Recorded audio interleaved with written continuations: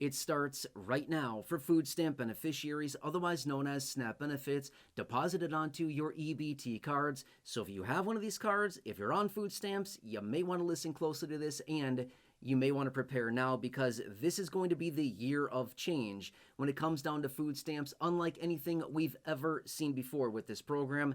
And I'm going to break it all down for you here in this video. And I also do have this article right here, which I will pop up in just a second so you can see and read for yourself exactly what they're saying here.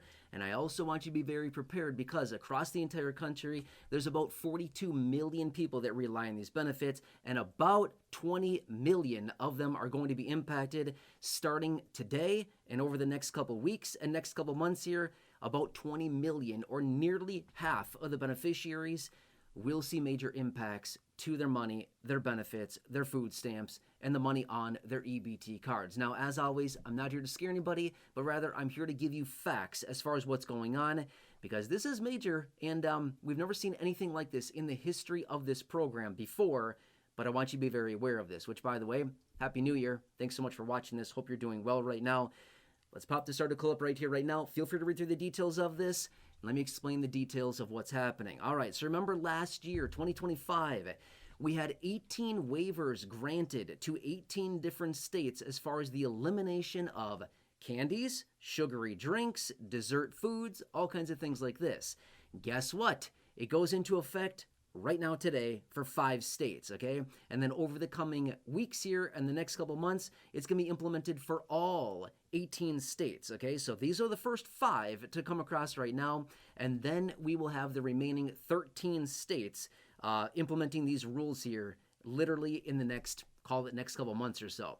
So the 5 states that are on the docket right here, right now, first day of January 2026 include Indiana, Iowa, Nebraska, Utah, West Virginia. Again, if you are in one of those 5 states, let me say it again, Indiana, Iowa, Nebraska, Utah, and West Virginia. If you are in one of those 5 states, please be very aware now when you go shopping, well, you may have the grocery police after you, okay? I'm laughing because that's kind of pathetic, right? I mean, seriously. Why? I mean, really, you know what I mean? I mean, seriously. Some people see that this is a good thing. Some other people are going to say this is a total awful thing.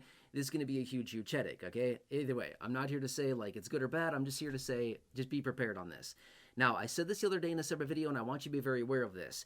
They're projecting that upwards of 120,000 products are likely going to be banned because of these new rules, because of these 18 waivers that have been granted. Now, as you can see here in this article, I actually find this to be very interesting.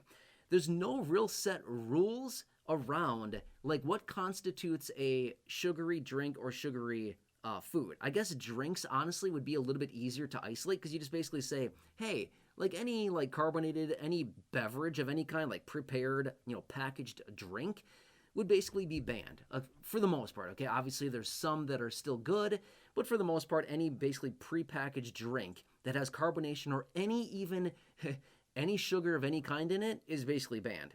Okay, across most of these states. So I feel like that'd be a little bit easier, but where do you really draw the line when it comes down to foods, right? Like I've said before in other videos, what about cereal? Okay, like cereal.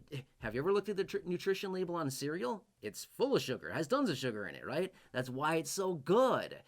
But anyway, point being is that cereal is allowed, but why would that be allowed? I mean, cereal's loaded with sugar, right? What about like these instant oatmeal packets? Have you ever looked at the nutrition value on those? Again, those are loaded with sugar, probably why they're so dang good, right? So those are still allowed.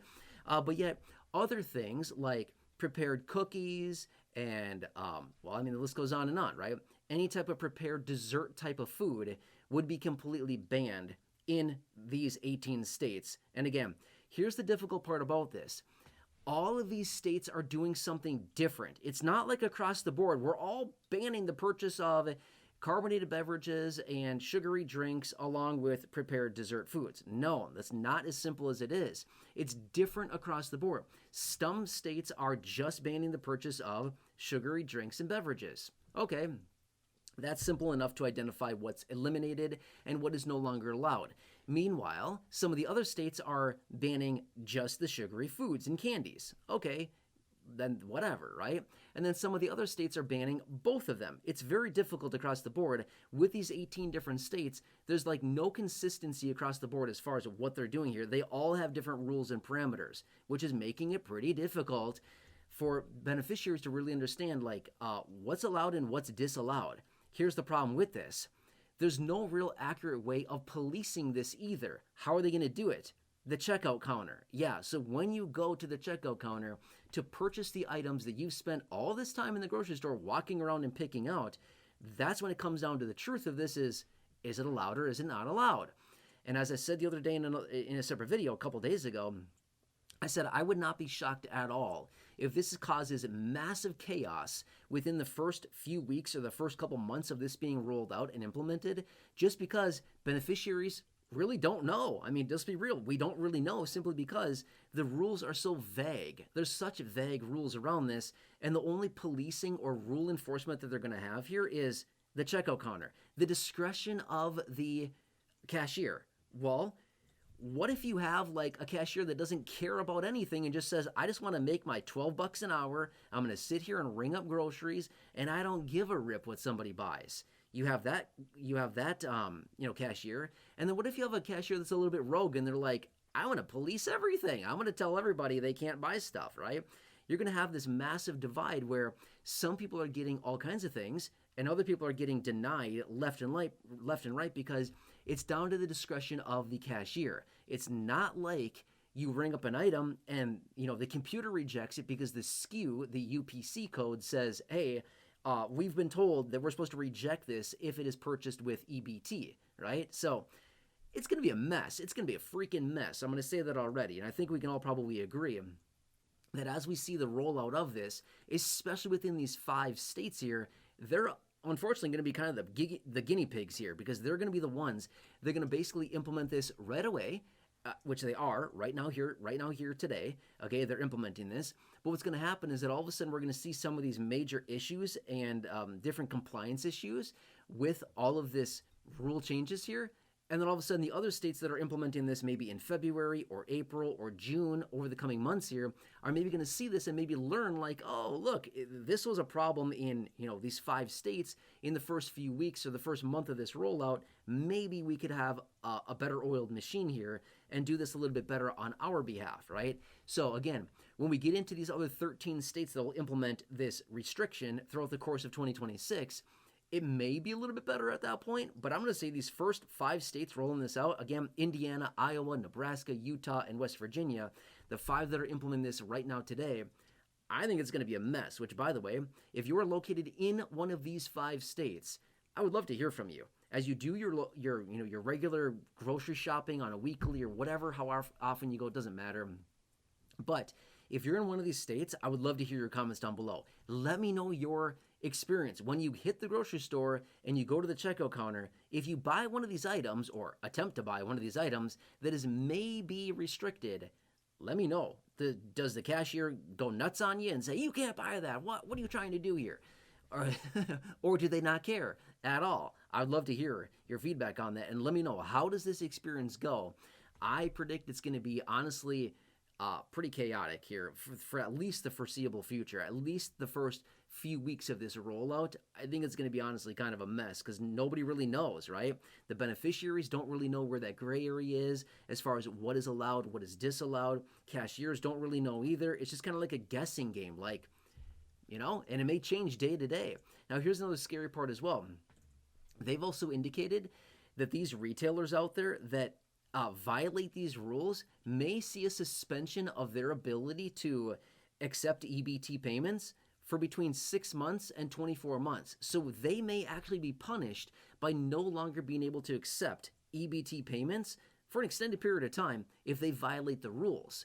Well, it's kind of hard to comply to the rules if we don't really have a clear set of rules that are outlined. Does that kind of make sense? Right? So it's like, we'll follow the rules, but just tell us exactly what the rules are. Oh, you can't buy sugary drinks or sugary dessert food. Define a sugary dessert food, right? To some people, cereal may be a dessert food and may be defined as one of these sugary dessert foods. Other people might say, no, that's my morning staple. What are you talking about, right? So, again, I think it's going to be kind of a mess here. We'll have to see. But just recognize if you're in one of the 18 states that was granted a waiver in 2025 to restrict the purchase of these items, just remember, if you're not on the list of the 5, you're not out of the woods yet. There's 18 states that will be implementing these throughout the entire year of 2026, most of which between basically the first 6 months of the year, actually the first 4 months of the year, the majority of these states will be implementing these new restrictions, okay? Anyway, let me know your experience. If you're in any of these states that have a waiver, I'd love to hear your experience. As you go to the grocery store, leave a comment down below. Let me know. Was it a total mess? Did they not care? Did they try to enforce anything? I'd love to hear from you. Anyway, as always, if you're on Medicare, if you're one of the 70 million people on Medicare, you know what I'm about to say. Yeah, your one-stop shop to get free help, to get your questions answered for your initial enrollment into Medicare, whatever it happens to be, finding the best Medicare coverages for you and your personal needs. Just call Chapter right there. Phone number's there. They've already helped multiple thousands of people in this community. They've saved collectively multiple millions of dollars for people in this community alone, which is absolutely incredible. That's money in your pocket that would otherwise be in the pockets of the insurance providers. No, we want that money in your pocket, your bank account instead, and that's exactly what they're doing. So absolutely amazing. And again, if you're on Medicare, grab your Medicare card, grab your phone, call Chapter there. In fact, today being New Year's Day, well, don't call them today, because they're closed, but call them tomorrow, call them any other day, just not on a holiday, okay? Anyway, give them a call. They'll absolutely help you out. It'll be absolutely amazing. After you talk to them, drop a comment down below. Use the word chapter. Let me know how it goes, and I'd love to add your name to the ongoing list here of multiple pages. This is about 8 pages that I have here of comments that I pulled out of the comment section, as well as I have a secondary document outlining people that have left comments down below saying how much they saved, which is really cool here. I have that also laying here on the desk with me. But anyway, hope this helps you. Again, as always, please subscribe if you're new here. Please share the video, big share button down below. Otherwise, check out the other 6,000 videos here on the channel and video library. Until next time, please have a nice day. Take care. Have a good one. And again, Happy New Year. It's going to be a wild year. Stay tuned. I'm going to be here for you by your side every single day, no matter what. I'll keep you posted with everything going on. Enjoy, subscribe, share the video. Call Chapter, take a picture, take a screenshot, write it down, and they'll certainly help you out with your Medicare. Enjoy, and I'll see you again later. See ya.